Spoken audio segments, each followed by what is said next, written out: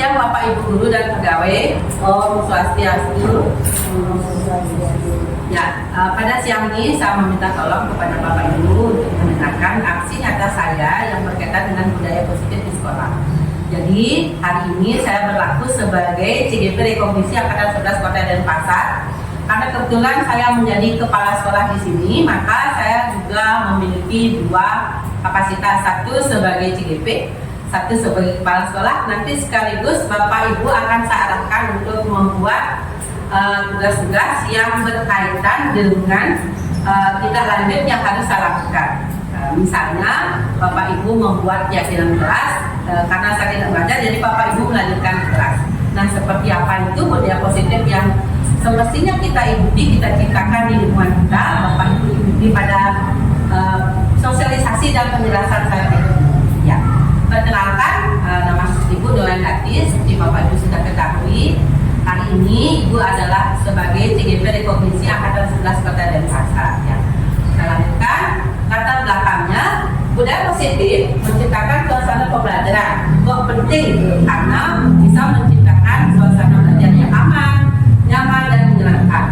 Untuk mewujudkannya, perlu disiplin positif di sekolah. Salah satu cara untuk menerapkan disiplin positif adalah melalui proses keyakinan sekolah dan keyakinan kelas. Ya, nanti kita akan membuat keyakinan kelas dan keyakinan sekolah berdasarkan segitiga institusi. Nah, keyakinan yang dimiliki oleh sekolah saat ini merupakan disiplin positif, tetapi masih perlu ditingkatkan, terutama terhadap siswa ya. Kemudian guru juga belum semuanya paham tentang langkah-langkah membuat disiplin positif dan keyakinan sekolahnya. Saya lanjutkan. Jadi tujuannya adalah dengan adanya keyakinan sekolah dan keyakinan kelas serta penerapan segitiga institusi dapat menumbuhkan disiplin positif pada siswa, terutama disiplin positif dalam perilaku sehari-hari. Ya, jadi seperti itu tujuan pertemuan kita kali ini. Kemudian pengertiannya, budaya positif di sekolah yaitu nilai dan kebiasaan-kebiasaan di sekolah yang berpihak pada peserta didik agar mereka berkembang menjadi pribadi yang kritis, penuh hormat dan bertanggung jawab. Jadi itulah pengertian dari budaya positif. Nah, kemudian perubahan paradigma, Bapak Ibu perlu ketahui.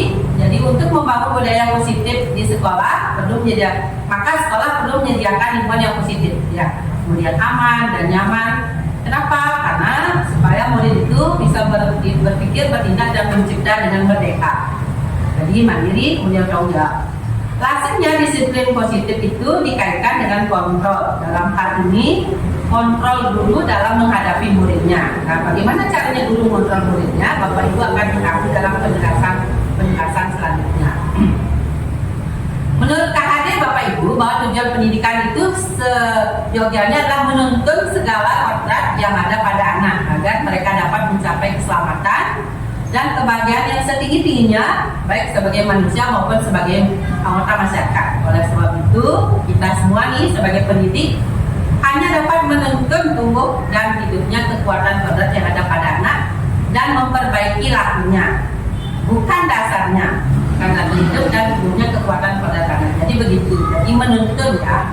Berikutnya, kita sendiri yang mengontrol, memegang kontrol atas kepala tangan kita. Apakah kita membuka atau menutup kepala tangan kita bergantung kepada diri kita. Jadi sesuai dengan kebutuhan dasar kita saat ini ya. Jadi tergantung kita. Sekarang perubahan paradigma teori kontrol. Jadi katanya nih ada ilusi guru bisa mengontrol murid, benar nggak? Nah, seperti itu. Berikutnya, bahwa kritik dan membuat orang merasa bersalah dapat memuakkan karakter. Jadi orang itu merasa bersalah, benar nggak karakternya jadi kuat?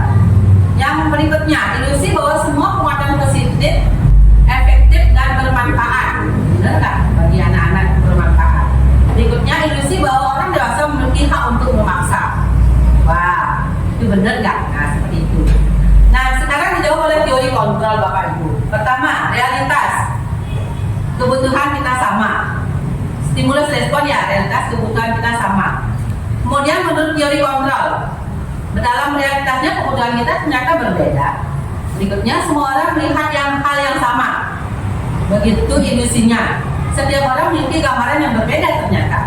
Berikutnya, kita mencoba mengubah orang agar berpandangan sama dengan kita. Ternyata kita berusaha memahami pandangan orang lain tentang dunia. Berikutnya, perilaku buruk dilihat sebagai suatu kesalahan.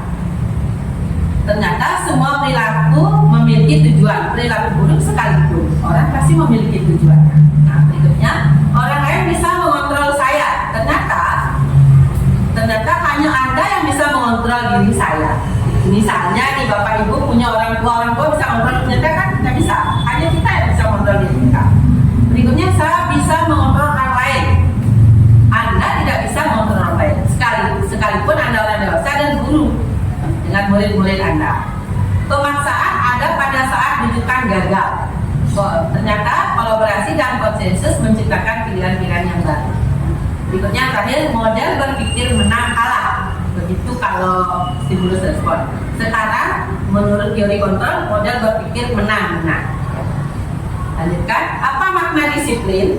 Nah, berasal dari bahasa Latin disiplinnya yang artinya belajar. Makna asal dari kata ini berkonotasi dengan disiplin diri dan dari murid-murid Socrates dan Plato. Berikutnya, disiplin diri membuat orang menggali potensinya menuju sebuah tujuan apa yang dia hargai. Namun dalam budaya kita, makna kata disiplin telah berubah menjadi sesuatu yang dilakukan seorang pada orang lain untuk mendapatkan kepatuhan. Jadi sesuatu yang dilakukan. Kemudian kecenderungan umum adalah menghubungkan kata disiplin dengan ketidaknyamanan, bukan dengan apa yang kita hargai atau pencapaian suatu tujuan mulia. Jadi kalau bicara dengan disiplin itu, pasti saya harus waktu, harus datang, harus ini. Tidak nyaman rasanya. Berikutnya, ternyata disiplin itu seperti ini Bapak Ibu artinya, bukanlah yang kepatuhan tadi. Ya. Disiplin adalah kemampuan memerintah diri sendiri dalam mengontrol dan menguasai diri untuk memilih tindakan yang mengacu pada nilai yang kita hargai dengan penuh tanggung jawab tanpa perintah orang lain. Contoh, di sekolah kita ada umpama peraturan atau nanti kita akan buat menjadi keyakinan sekolah. Datang jam 7, saya harus datang. Tapi jika dia seorang yang disiplin, dia harus memerintah dirinya. Saya memang anggota S3 dan saya harus mentaati bahwa itu keyakinan sekolah saya. Jadi saya harus bertanggung jawab tanpa diperintah oleh siapapun. Kepala sekolah bukan satu-satunya orang bisa mengontrol saya, tapi saya memang itu adalah dharma saya kalau kita hidup. Itu memang kewajiban saya. Nah seperti itu. Jadi memerintah diri sendiri. Nah seperti itu namanya disiplin. Jadi ada di dalam diri. Berikutnya tentang hukuman dan disiplin. Identitas gagal. Hukuman namanya. Sesuatu yang menyakitkan harus terjadi. Sekarang apa bedanya hukuman, konsekuensi, dan restitusi? Bapak Ibu coba pilih dengan baik apa beda dari ketiga istilah ini. Hukuman, konsekuensi, dan restitusi. Silakan Bapak Ibu cermati. Kalau hukuman itu sesuatu yang menyakitkan harus terjadi. Kalau konsekuensi sesuatu harus terjadi. Ini netral. Kemudian restitusi merupakan pilihan. Nanti adalah merupakan pilihan. Bapak Ibu seiring berjalannya sosialisasi ini, Bapak Ibu akan mengerti dari bedanya. Kalau hukuman tidak nyaman untuk murid atau anak untuk jangka waktu yang panjang, sedangkan konsekuensi tidak nyaman untuk murid jangka waktu yang pendek. Kalau restitusi menguatkan untuk murid atau anak dalam jangka waktu yang panjang. Korban mendapatkan keadilan. Hukuman korban bisa diabaikan. Kalau restitusi korban mendapatkan ganti. Kok bisa begitu nanti Bapak Ibu? Ya. Yang berikutnya, hukuman murid atau anak akan tersakiti. Kalau konsekuensi dibuat tidak nyaman. Kalau restitusi mendapatkan penguatan. Nah, apakah itu restitusi? Kok begitu saktinya? Begitu bedanya? Padahal mungkin anak-anak melakukan kesalahan yang sama. Tapi dengan perlakuan yang berbeda, yaitu hukuman, konsekuensi, dan restitusi, anak itu kok bisa mendapatkan kekuatan tadi. Nah, seperti apakah itu? Nah, maksud dari nilai yang kita hargai adalah nilai-nilai kebajikan, sifat-sifat positif manusia yang merupakan tujuan mulia yang ingin dicapai setiap individu. Nilai kebajikan yang ingin dicapai oleh setiap anak Indonesia kita kenal dengan profil pelajar Pancasila. Bapak Ibu sudah tahu itu karena Bapak Ibu kita sudah melakukan kurikulum mereka selama 3 tahun ya. Jadi ada beriman, mandiri, bernalar kritis, berkebinekaan global, bergotong royong, dan kreatif. Oke, Sekarang saya sampaikan tentang teori motivasi dan perilaku manusia. Pertama, untuk menghindari ketidaknyamanan dan kehukuman, apa yang akan terjadi apabila saya tidak melakukannya? Itu namanya motivasi eksternal. Misalnya sekarang saya masuk jam 7, saya dihukum nanti kalau udah ada jam 7. Berarti dia motivasi eksternal, karena orang lain dia datang sebelum jam 7 itu karena orang lain. Berikutnya, untuk mendapatkan imbalan dari orang lain, institusi apa yang akan saya dapatkan apabila saya melakukannya? Motivasi eksternal enggak. Saya supaya nilai simak nyati saya 0, pokoknya kepatuhan. Saya supaya nilai baik. Berarti itu yang masih motivasi eksternal. Berikutnya, untuk menghargai diri sendiri. Saya akan menjadi orang yang seperti apa yang apabila saya melakukannya. Jadi motivasi internal. Inilah tujuannya. Ini namanya disiplin positif. Adanya motivasi internal. Memang Bapak Ibu memiliki sekolah ini. Kalau memang kesadaran diri sendiri gitu, ingin ya baik, ingin datang, ingin saya taat pada peraturan yang memang menjadi tanggung jawab saya, gitu, misalnya itulah yang penting, yaitu tujuan disiplin positif. Jadi ada motivasi internal. Nah, sekarang tentang kebutuhan dasar manusia. Ada 5 kebutuhan dasar manusia, Bapak Ibu, silakan dicermati. Ada tentang kekuasaan, kasih sayang dan rasa diterima, bertahan hidup, kesenangan dan kebebasan. 5 dasar kebutuhan manusia ini akan Bapak Ibu pahami sebagai dasar-dasar untuk mendampingi putra-putri Bapak Ibu di kelas nanti. Loh, yang sana berlaku A, karena apa ya? Oh, pasti dia ingin perhatian. Di mana dia itu? Oh, dia ternyata ingin kasih sayang. Oh, saya berhenti jadinya. Nah, seperti itu. Jadi tidak menjas anak-anak perilakunya ini. Contoh ini. Silakan Bapak Ibu bantu membaca. Pak Made bisa bantu baca nggak? Silakan. Contoh kasus Ibu Ani, guru kelas 5 di SD Pelita Hati, sedang bingung menghadapi ulah salah satu murid di kelas Agus. Beberapa anak datang dan mengeluhkan Agus yang seringkali meminta makan siang mereka dengan kasar. Jika Anda menghadapi situasi seperti Ibu Ani, apa yang Anda akan lakukan? Menurut Anda, kira-kira apa alasan Agus melakukan? Oke, Bapak Ibu silakan berdiskusi. Seringkali kan kita mungkin pernah menemukannya. Kemarin saja Ibu lihat Anda mulai menangis karena kalian diambil gitu misalnya. Kira-kira kebutuhan apa dari 5 kebutuhan dasar manusia ini? Agus tuh sering minta sama temennya. Kira-kira karena apa ya? Butuh apa sih dia sebenarnya itu? Yuk, Bapak Ibu silakan berpendapat. Sebenarnya dia butuh apa itu? Apakah dia tidak dibekali oleh orang tuanya? Misalnya kalau dia tidak dibekali orang tuanya, dia masuk yang mana? Kalau Bapak Ibu bilang kalau tidak dibekali, maksudnya tidak kasih kalau oleh orang tuanya, bertahan hidup. Kalau dia ternyata bawa bekal dan bawa uang juga, tapi dia masih minta-minta.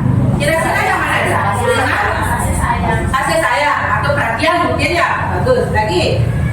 Kira-kira contoh itu mungkin kasih sayang yang tepat. Setuju Bapak Ibu? Oke. Berikutnya Pak Ade, bantu baca. Dalam contoh kasus, dalam konteks penerapan disiplin positif, Ibu Ani sebaiknya mencari tahu alasan Agus melakukan tindakan tersebut agar mengetahui kebutuhan mana yang sedang berusaha dipenuhi Agus. Oke. Nah ini yang Bapak Ibu jawabannya tadi. Lanjut. Apabila jawaban Agus karena dia lapar dan orang tuanya tidak membawakan bekal makanan siang, kebutuhannya dalam bertahan hidup. Ya stop. Istiayu yang kedua. Jadi apabila dia lapar, berarti kebutuhan hidup. Lanjut.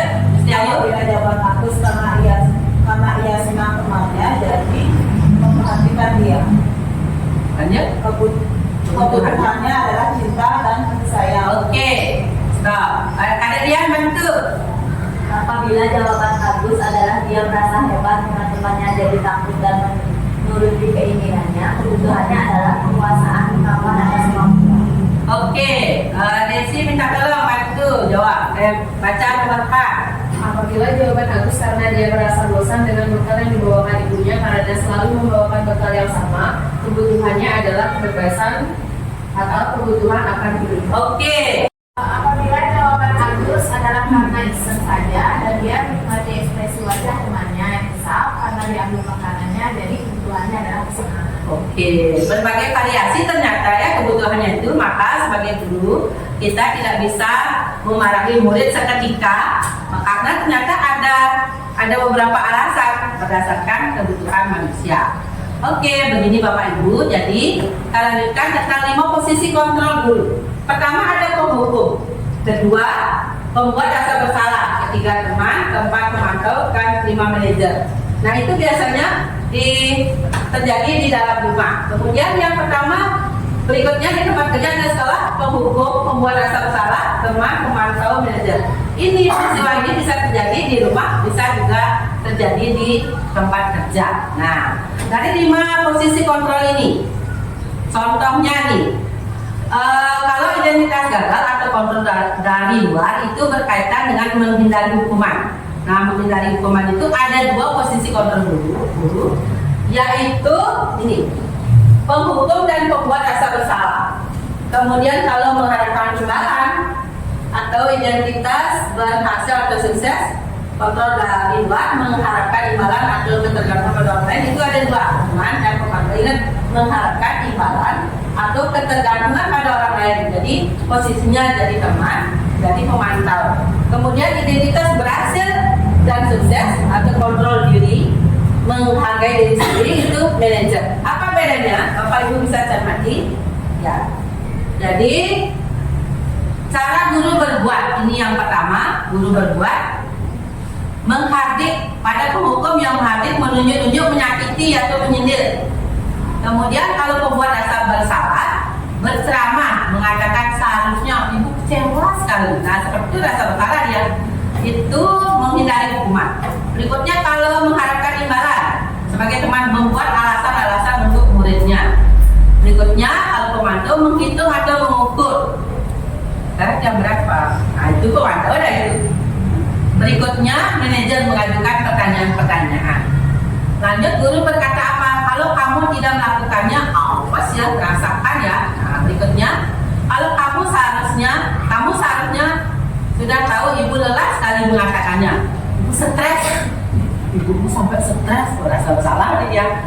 Berikutnya sebagai teman, hanyalah lakukan demi ibu ya, nanti ibu marahin loh kalau bapak sekolah. Kan sebagai teman ya, kamu tidak mau, ingat tidak ibu pernah. Terus apa peraturannya? Berapa ini? Nah seperti itu. Berikutnya, ternyata dari manajer seperti ini. Apa yang kita yakini, apa yang harus kita kerjakan untuk memperbaiki masalah. Berikutnya hasil.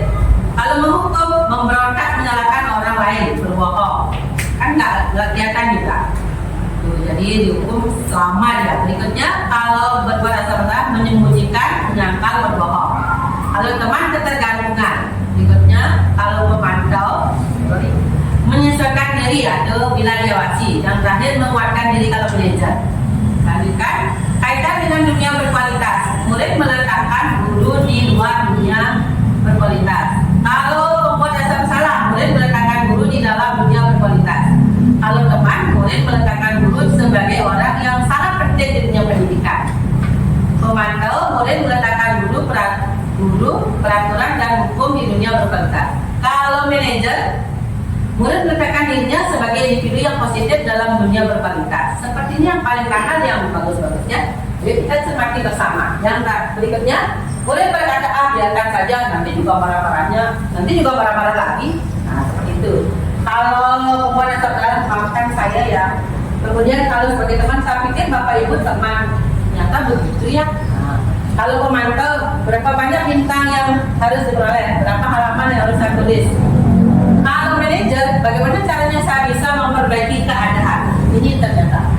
Lanjut yang terakhir, dampak pada murid mengulangi kesalahannya karena sudah dihukum besok.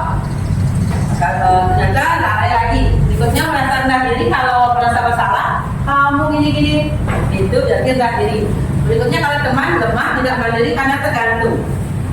Kalau pemantau menitik beratkan pada sanksi atau hadiah untuk dirinya. Yang terakhir, mengevaluasi diri bagaimana cara memperbaiki. Nah, seperti itu. Jadi dari kelima posisi kontrol itu Bapak Ibu bisa menilai yang manakah yang terbaik, yang harus kita perlihatkan perilaku kita di depan murid-murid. Nah, seperti itu. Oke, Bapak Ibu, sampai di sini sudah paham? Sudah paham? Oke.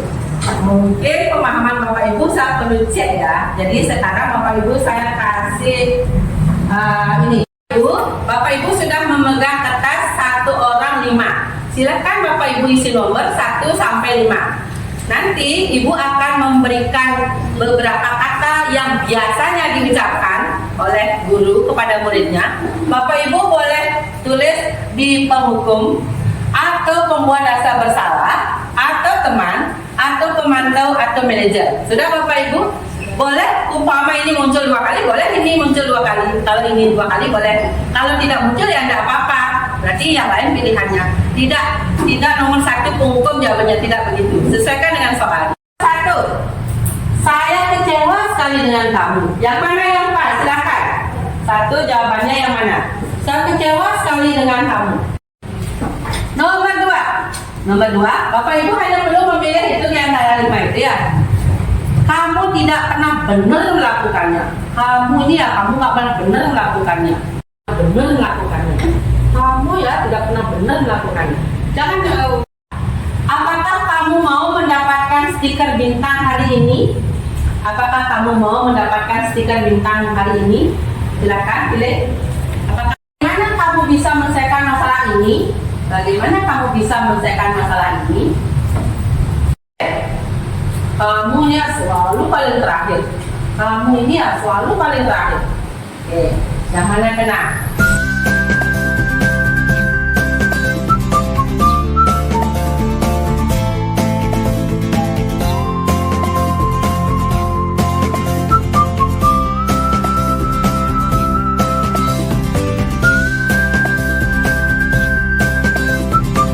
Bapak Ibu, saya kecewa sekali dengan kamu. Yang mana? Rasa bersalah. Kita cek sekarang. Rasa bersalah itu nomor 2. Nomor 2.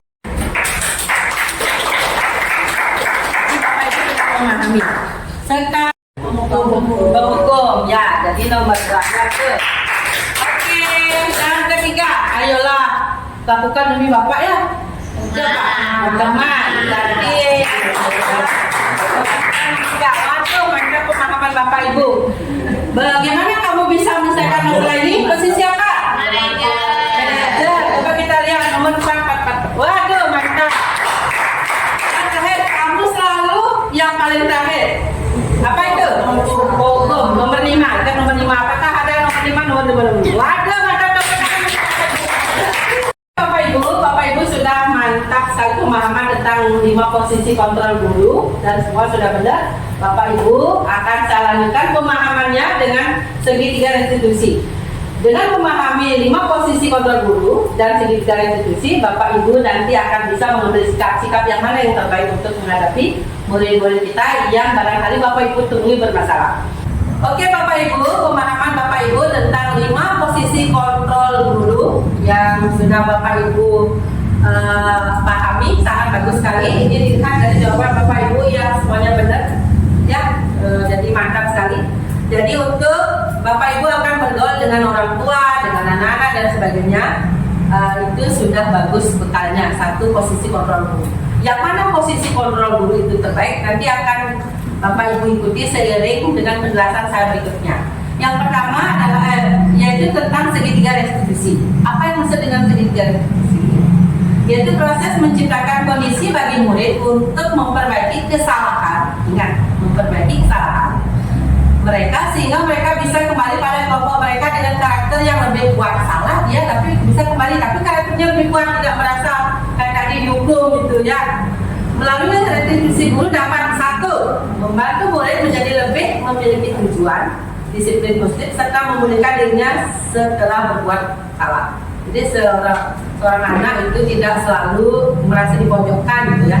Berikutnya membantu murid untuk jujur pada diri sendiri dan mengevaluasi dampak dari kesalahan yang dilakukannya. Dia akan mengevaluasi dirinya. Berikutnya memberikan penawaran bukan paksaan. Begitu segitiga restitusi. Nah, segitiga restitusi itu seperti apa? Silakan Bapak Ibu amati.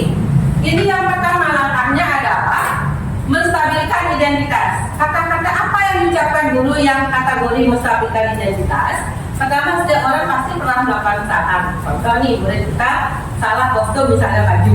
Oh iya ya, nggak apa-apa. Setiap orang mungkin pernah melakukan salah. Jadi itu menstabilkan identitas. Berikutnya, oke, kamu bukan satu-satunya yang pernah melakukan ini.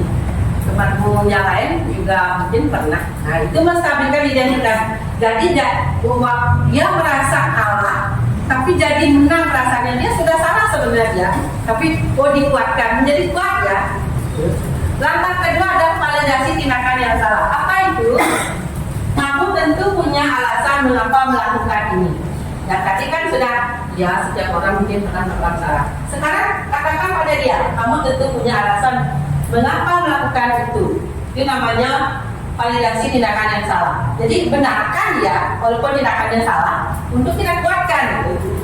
Kemudian adakah cara yang lebih efektif untuk mendapatkan apa yang kamu butuhkan? Misalnya nih, kasus tadi kan ada mengambil bekal temennya. Kita tanya sama dia, adakah cara yang lebih efektif untuk mendapatkan apa yang kamu butuhkan? Mangsa gitu misalnya. Nah, itu langkah yang kedua. Langkah yang ketiga ada menanyakan keyakinan. Keyakinan kelas apa yang telah kita sepakati? Misalnya, keyakinan kelasnya kan harus saling menghargai. Tanyakan pada dia seperti itu. Kemudian kamu ingin menjadi seorang seperti apa sih? Nah, kamu ingin menjadi orang seperti apa? Nah, seperti itu pertanyaannya. Itu namanya langkah segitiga restitusi. Oke, tahapannya adalah sebagai berikut. Yang pertama, menstabilkan identitas. Saya akan ulangi kembali. Satu, atau yang pertama, berbuat salah itu tidak apa-apa. Nah, seperti itu kata-kata yang Bapak Ibu bisa ucapkan. Kalau anak-anak kita sudah melakukan suatu kesalahan. Kemudian dua, tidak ada manusia yang sempurna ya nak. Itu juga pernah dulu waktu kecil saya tahu. Nah, misalnya telat nih. Berikutnya saya juga pernah melakukan kesalahan seperti itu misalnya. Terus kita bisa menyelesaikan ini, kita bisa menyelesaikan ini secara baik-baik. Nah, lanjut, Bapak Ibu tidak tertarik mencari siapa yang salah, tapi Bapak Ibu ingin mencari solusi dari teman. Atau Bapak tidak tertarik kok yang salah itu siapa, yang penting ada solusi. Sebetulnya kamu berhak merasa begitu. Oke, tahapan segitiga restitusi yang kedua, validasi tindakan yang salah. Padahal kamu bisa melakukan yang lebih buruk dari ini. Ternyata kamu cuma telat aja kok 5 menit. Nah, itu. Jadi validasi walaupun salah, kamu pasti punya alasan mengapa melakukan hal itu. Ini kata-kata gurunya. Berikutnya kamu patut bangga pada diri sendiri karena kamu telah menjadi sesuatu yang penting buat misalnya ya. Oke, sekarang yang ketiga menanyakan keyakinan. Apa yang kita percaya sebagai kelas atau keluarga? Berikutnya apa nilai umum yang kita telah sepakati? Jadi tanyakan keyakinannya. Apa bayangan kita tentang kelas yang ideal? Misalnya ribut sekali, kelas ideal itu kan seperti apa ya Nana? Apakah ribut seperti ini? Misalnya. Berikutnya kamu mau jadi apa? Oke, silakan Bapak Ibu terapkan segitiga diskusi ini jika menangani masalah siswa ya. Jadi kita selalu berkomunikasi berkaitan dengan orang lain, apalagi kita guru SD pasti adanya masalah ya. Maka ingatlah langkah-langkah segitiga institusi yang sudah dijelaskan tadi, yaitu pertama menstabilkan identitas dengan kata-kata tadi dia salah, tapi dia kuatkan untuk kembali kepada kelompoknya. Kemudian validasi tindakan yang salah dan menanyakan keyakinan.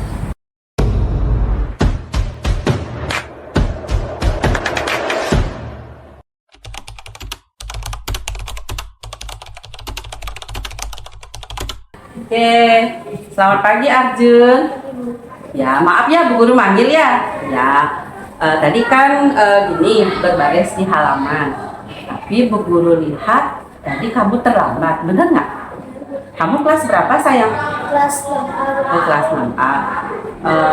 Tadi datangnya jam berapa? Pas. Kita kan udah pembiasaan tadi. Jadi kayaknya jam 7.20 benar nggak? Udah pembiasaan tadi. Iya, ya udah pembiasaan. Kamu terlambat. Kalau boleh Bu Guru tahu terlambatnya karena apa sayang? Kemarin itu saya lupa masang alarm. Oh, lupa pasang. Jadinya? Telat bangun ya. Terus rumahmu di mana sayang? Oh, Sumbung di belakang ini, Iya. deket kan? Oh iya. Berarti apa alasan kamu terlambat tadi sayang? Udah. Oh, karena lupa masang alarm ya? Emang orang tuanya nggak bantu sayang? Kan tidak. orang tuanya ikut ya enggak apa-apa. Enggak apa-apa. Jadi hari ini kamu telat karena lupa pasang alarm. Terus yang kedua orang tuamu juga lupa. Terus musim hujan-hujan begini ketiduran. Ya. Setiap orang memang pernah terlambat ya. Mungkin kamu juga pernah terlambat hari ini. Tapi kamu anak yang baik nggak? Anak yang rajin nggak? Pernah terlambat nggak? Baru hari ini aja? Udah pernah lagi. Pernah lagi? Terus temenmu pernah terlambat nggak? Pernah. Tapi terlambatnya jarang-jarang apa sering-sering? Sebenarnya jarang-jarang. Jarang, ya. Setiap orang mungkin pernah terlambat. Terus temenmu pernah lihat terlambat? Abi juga ya? Oke, nggak apa-apa. Terlambat itu nggak apa-apa, itu adalah manusiawi ya. Terus tadi dimarahin bu guru nggak? Kalau terlambat, oh iya. Tapi dibina ya sama bu gurunya ya, nggak apa-apa. Kamu dipanggil sama Bu Ani ya. Kamu tahu tujuannya apa sayang kok dibina gitu oleh bu gurunya? Biar bisa tidak akan Lalai lagi ya. Oke, sekarang bu guru nanya. Biasanya setiap pagi itu sesuai dengan kesepakatan sekolah kita, murid-murid itu supaya bisa piket datangnya jam berapa sayang? Jam 7. Kamu bisa sekarang melakukannya supaya bisa datang lebih pagi besok? Gimana caranya? Sorenya saya akan ingatkan masang alarm. Kalau kamu lupa, siapa kamu suruh bantu mengingatkan? Orang tuanya. Emang orang tuanya mau? Oh iya, nanti minta tolong ya sama orang tuanya ya. Jadi kalau sekarang Bu ingatkan kembali tentang kesepakatan di sekolah kita. Setiap anak datang jam berapa? Untuk apa kira-kira? Tadi kan udah kamu jawab, supaya gimana saya? Saya bisa Piket dan sekolahnya bersih ya. Terus kamu sanggup itu? Sanggup. Jadi itu keyakinan sekolah kita bahwa setiap anak semestinya datang jam 7. Kemudian kamu sudah punya cara untuk datang bangun lebih pagi, yaitu dengan masang alarm. Dan kamu akan taat dengan peraturan sekolah? Oke, Bu Guru buktikan besok ya. Tapi nggak apa-apa ya, Bu Guru panggil hari ini ya, hanya untuk mengingatkan. Oke, terima kasih informasinya Juna ya. Jadi anak yang baik.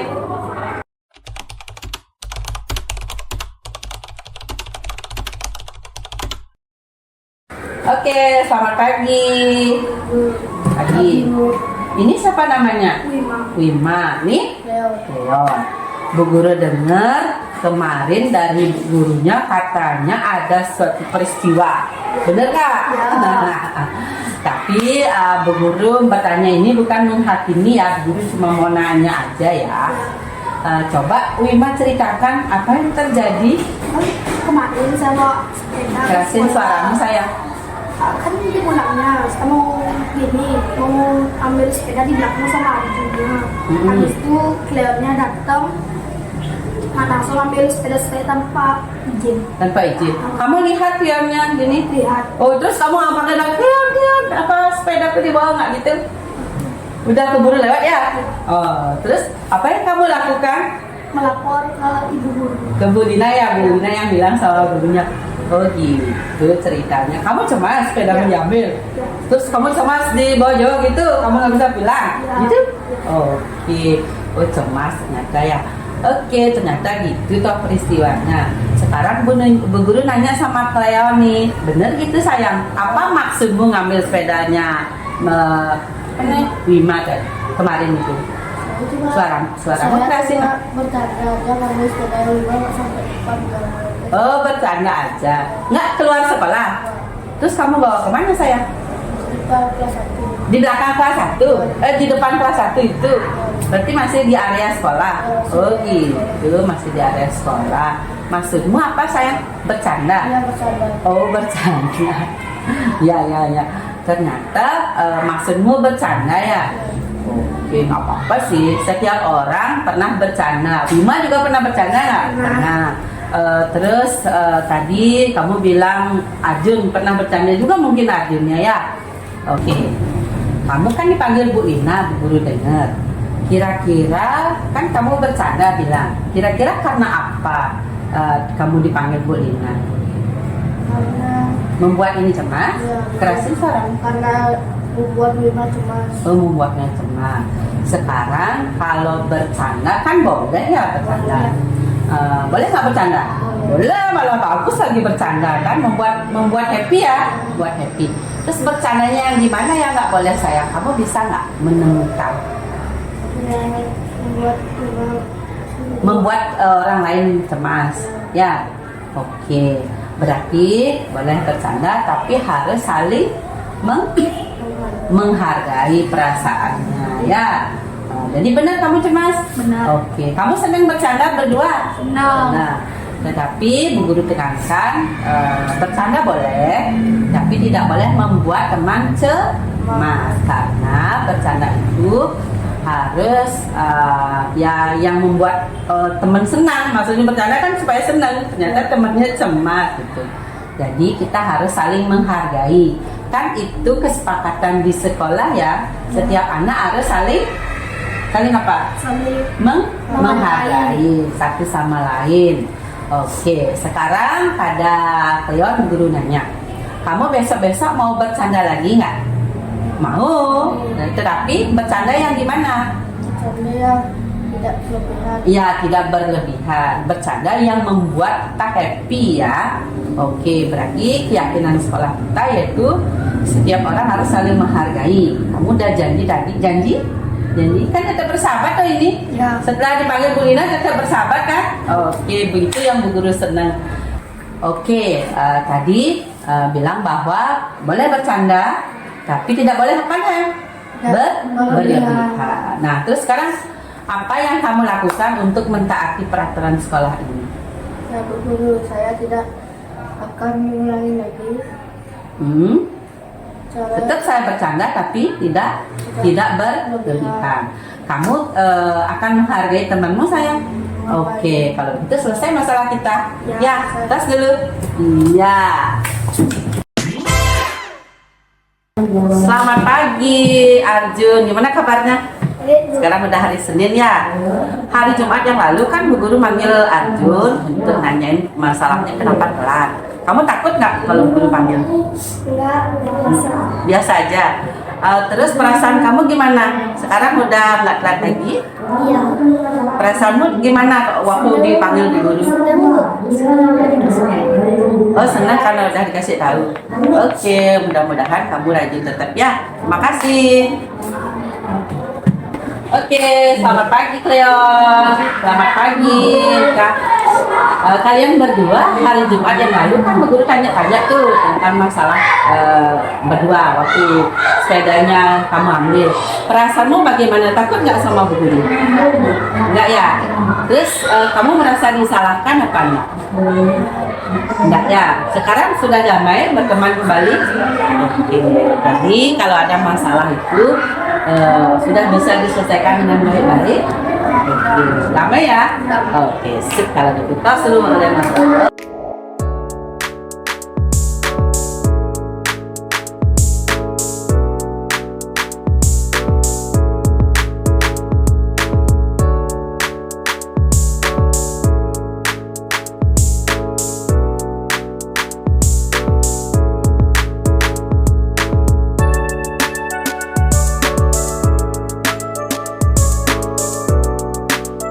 Selamat siang Bapak Ibu Guru dan pegawai. Selamat siang juga anak-anak. Siang, Bu Guru. Om Swastiastu. Baiklah Bapak Ibu Guru serta anak-anak yang Bu Guru cintai, hari ini Bu Guru akan melakukan sosialisasi tentang keyakinan sekolah. Apa itu keyakinan sekolah? Bapak Ibu dan anak-anak bisa lihat, keyakinan sekolah adalah nilai kebajikan atau prinsip universal yang disepakati bersama secara universal lepas dari latar belakang suku, negara, bahasa maupun agama di SD Negeri 3 Pebilangan. Nah, nilai-nilai kebajikan itu misalnya datang tepat waktu, apalagi anak-anak yang baik-baik yang di SD 3 Pebilangan yang sudah kita lakukan. Buang sampah pada tempatnya lagi. Lagi. Senyum, salam. Ini bersih nggak kelasnya? Bersih. Jadi kesepakatannya apa? Misalnya menjaga kebersihan. kita sepakati bersama. Sekarang kita akan membentuk keyakinan sekolah. Jadi kalau Bapak Ibu guru ada namanya keyakinan kelas, tapi karena Bu Guru sebagai kepala sekolah, apa yang diyakini kita lakukan di sekolah? Maka pertama, keyakinan sekolah bersifat abstrak daripada peraturan.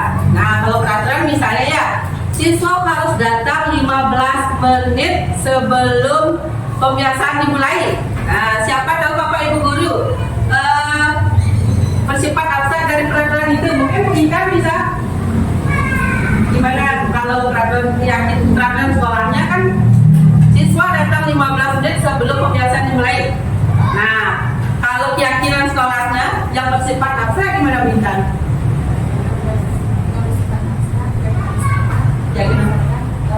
Siswa datang Tepat waktu, boleh. Lagi disiplin waktu bisa ya. Kemudian yang kedua, keyakinan sekolah berupa pernyataan yang universal. Nah, Bu Guru garis bawahi apa yang dikatakan Bu Intan. Dari contoh Bu Guru tadi, kan ada peraturan nih begini. Siswa dan guru datang 15 menit sebelum pembiasaan dimulai. Kalau yang bersifat universal itu adalah disiplin waktu, ya. Kemudian yang ketiga, pernyataan keyakinan sekolah senantiasa dibuat dalam bentuk positif, ya. Jangan terlambat itu nggak boleh, karena itu dalam bentuk apa? Kata jangan itu negatif, ya, melarang. Yang keempat, keyakinan sekolah hendaknya tidak terlalu banyak sehingga mudah diingat dan dipahami. Yang tadi itu tentang disiplin waktu. Apalagi nanti kita buat 5 lah maksimal ya. Kemudian semua warga sekolah sebaiknya ikut berkontribusi dalam membuat kegiatan dalam curah pendapat. Nah, ini Bapak Ibu guru serta pegawai sudah semuanya. Kemudian anak-anak perwakilan dari masing-masing kelas, dari kelas 4, 5, 6 sudah semuanya juga ya. Kemudian bersedia meninjau kembali kegiatan sekolah dari waktu ke waktu. Jadi umpama 6 bulan tidak efektif, Bapak Ibu dan anak-anak boleh meninjau kembali ya. Lanjut. Nah, ini bedanya peraturan dan keyakinan sekolah. Selalu kembalikan alat sekolah pada tempatnya, itu peraturan. Keyakinan sekolah tanggung jawab, jadi lebih abstrak ya. Berikutnya, dilarang mengganggu orang lain, menghormati orang lain dan diri sendiri, seperti itu. Yang ketiga, hadir di sekolah 15 menit sebelum sekolah mulai. Menghormati boleh, komitmen pada tujuan boleh, atau disiplin waktu juga boleh ya. Dilarang melakukan kekerasan, itu kalau peraturan. Kalau di keyakinan, keselamatan, menghormati orang lain dan seterusnya. Oke. Nah, itu anak-anak yang perlu dipahami tentang keyakinan sekolah. Sekarang yuk kita praktek membuat keyakinan sekolah. Guru, tolong ya. Anak-anak tolong diambil satu-satu. Di sekolah kita kan sudah ada peraturan-peraturan. Ubah peraturan itu dalam bentuk keyakinan. Bagi sama temennya satu-satu. Bapak Ibu guru juga bilang ya.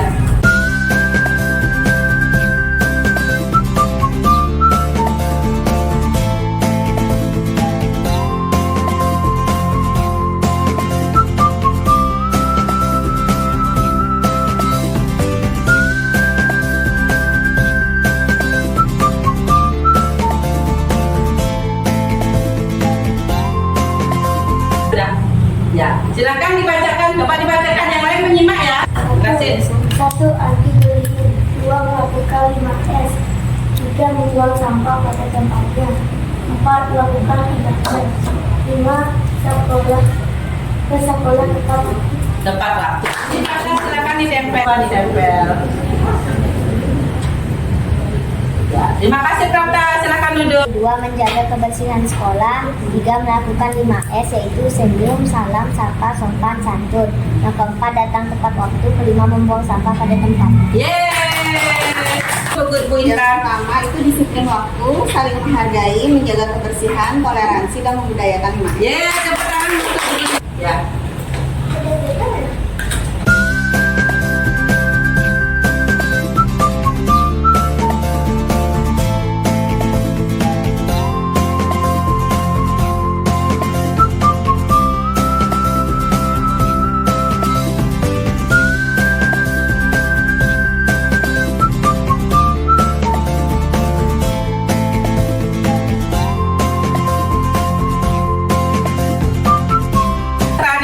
Kalian sudah menempelkan hasil pemikirannya keyakinan sekolah apa yang kalian yakini, dan di dalamnya pasti sudah ada kebajikan-kebajikan yang ingin kita taati bersama atau kita jalankan bersama. Jadi Ibu akan bacakan dulu dari siswa anti bullying. Bagaimana Bapak Ibu, setuju nggak ada anti bullying di sekolah kita? Setuju. Kemudian yang kedua, melakukan 5S. Bagaimana? Setuju.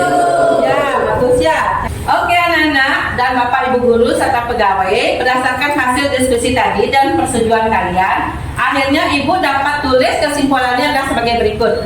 Pertama, mohon persetujuannya ya. Disiplin waktu. Bagaimana? Setuju apa enggak? Setuju. Nah, yang kedua, saling menghargai. Bagaimana? Menjadi keyakinan sekolah? Oke. Yang ketiga, menjaga kebersihan. Benar enggak? Setuju. Ya, kebersihan. Yang kelima, toleransi. Setuju. Di dalamnya sudah anti bullying di situ, saling menghargai dan sebagainya. Yang kelima, membudayakan 5S. Bagaimana? Setuju? Setuju. Mantap. Berarti ini keyakinan sekolah yang akan kita buat bersama.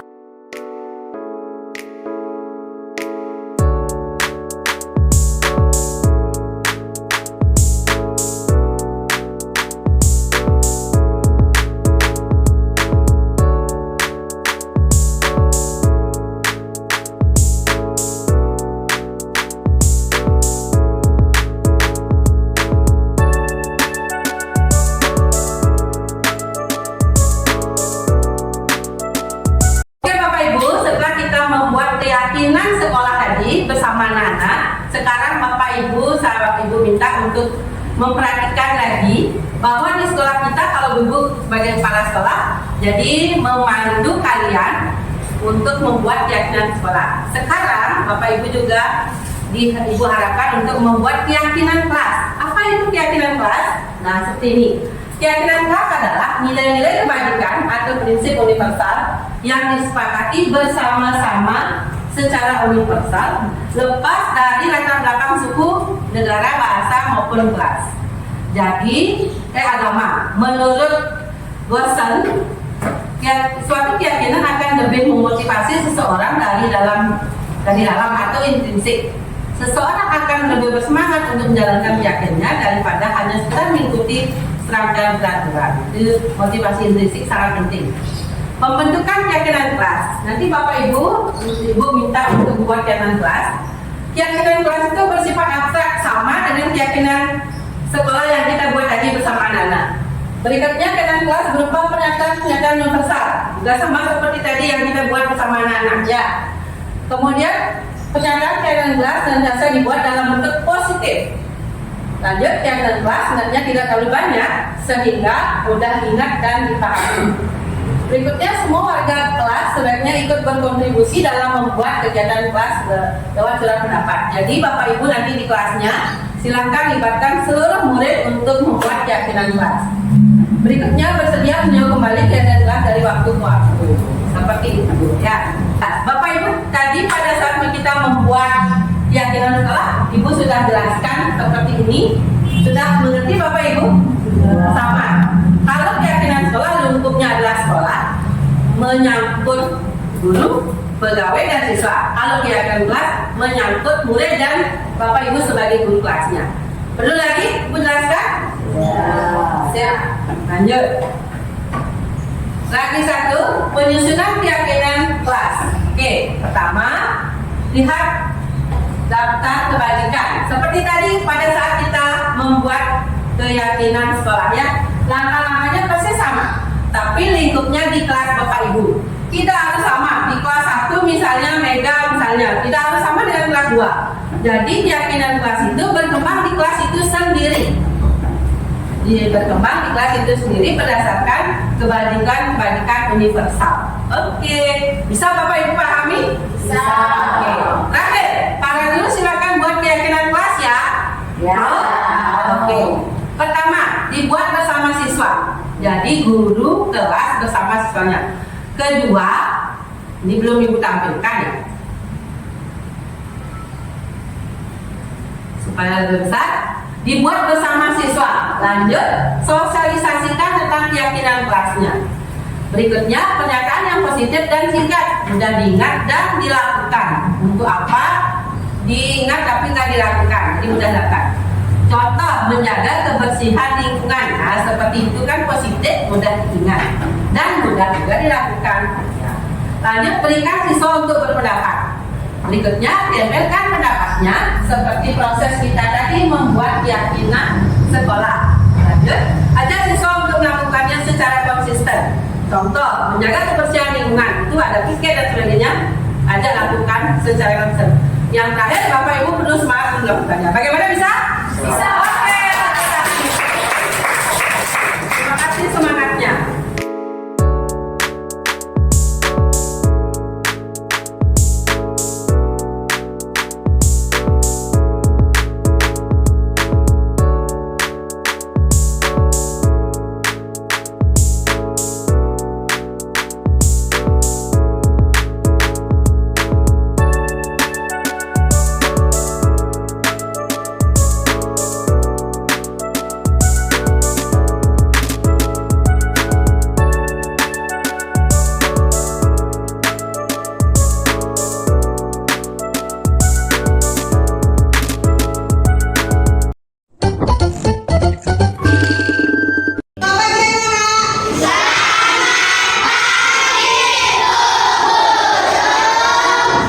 Ucap salam. Ya, hari ini sebelum mulai pembelajaran, kita akan membuat kesepakatan kelas. Hai semuanya, hari ini kita akan menyusun kesepakatan kelas berdasarkan kesadaran dan keyakinan para siswa. Saksikan keseruan kita ya.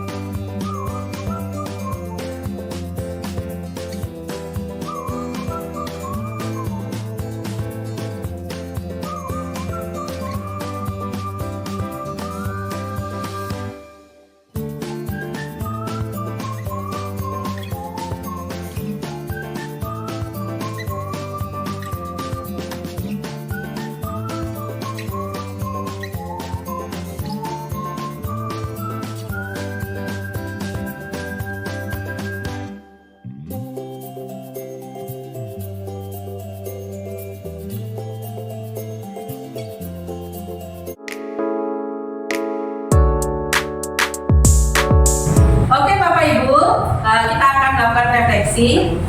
Bapak Ibu tadi sudah diberikan materi tentang budaya positif, kemudian 5 posisi kontrol guru, restitusi, kemudian keyakinan sekolah, keyakinan kelas, dan materi-materi tentang motivasi. Ada eksternal, ada internal. Jadi motivasi itu yang terpenting adalah motivasi internal. Ya.